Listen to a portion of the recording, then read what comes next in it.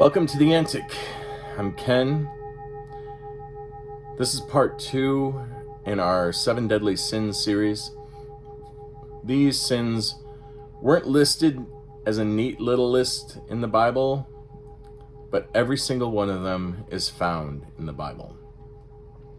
They're not just bad habits, they're spiritual diseases. And if you don't root them out, they will eat you alive. You have been warned. Today we look at a sin that's so common that we've stopped seeing it as a sin at all.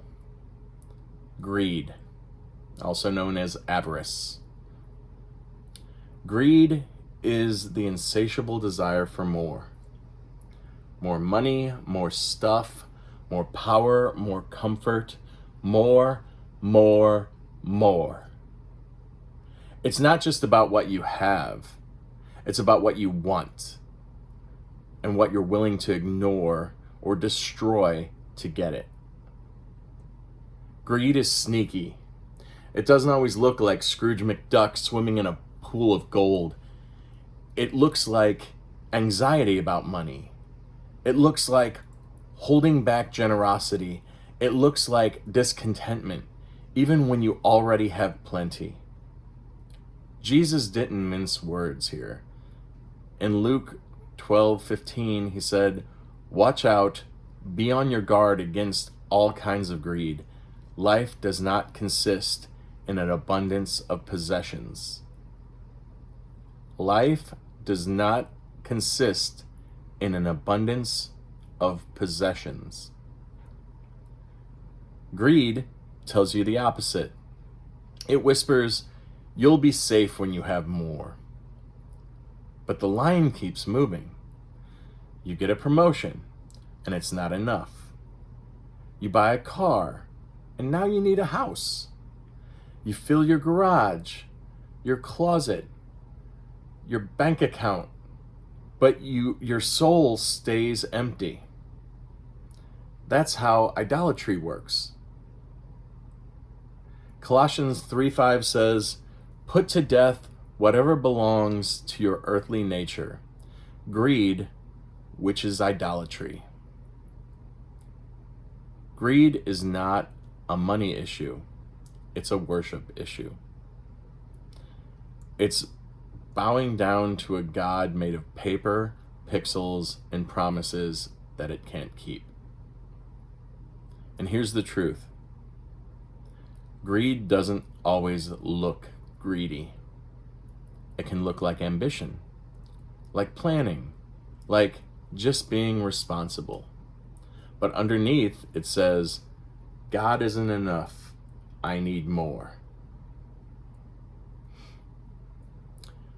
Jesus tells a parable in Luke 12:16 through 21 of the rich fool. A rich man has a great harvest. Instead of thanking God or giving, he tears down his barns to build bigger ones. He says to himself, "You have plenty. Take life easy. Eat, drink, and be merry." But God calls him a fool and says, "This very night your life will be demanded from you. Then who will get what you have prepared for yourself?" That's greed's punchline. You die and someone else spends your stuff. Meanwhile, your soul was starving. The old line, you can't take it with you. So what's the righteous alternative? It's not poverty. It's not selling everything and living in a cave. It's contentment, generosity, and trusting in God. 1 Timothy 6:6 through 10 says, "But godliness with contentment is great gain, for the love of money is a root of all kinds of evil." So you can have wealth and not be greedy. and you can be broke and still be ruled by greed. The issue is the heart. Do you trust your provider or your possessions? Let's compare greed versus God. Greed says, I need more. It hoards. It trusts money. It seeks comfort. It lives tight-fisted. Godliness says, I have enough. Gives freely. Trusts God. Seeks righteousness and lives open-handed. So what's the cure for greed? It's not an easy one. Giving. And when to break greed's grip? Give. Give when it hurts. Give when you don't feel like it. Give not just from your wallet, but of your time, your energy, your hospitality. Acts 20:35 said, it is more blessed to give than to receive. That's not a suggestion. It's spiritual warfare.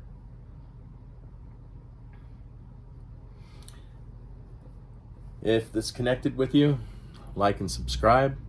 We have a few more of these coming in the 7 deadly sins.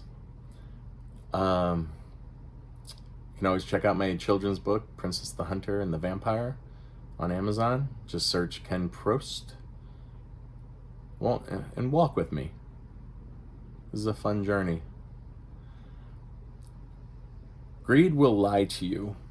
It will promise security, power, happiness, but in the end, it only delivers anxiety, idolatry, and a life of spiritual poverty.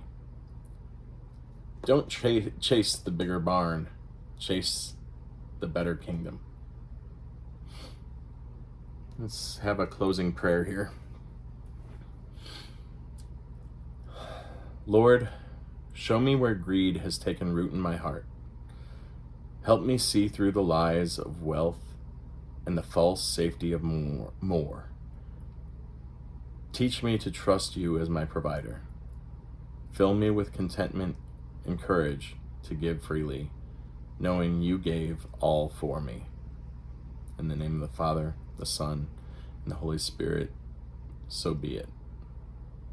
May the truth set us all free.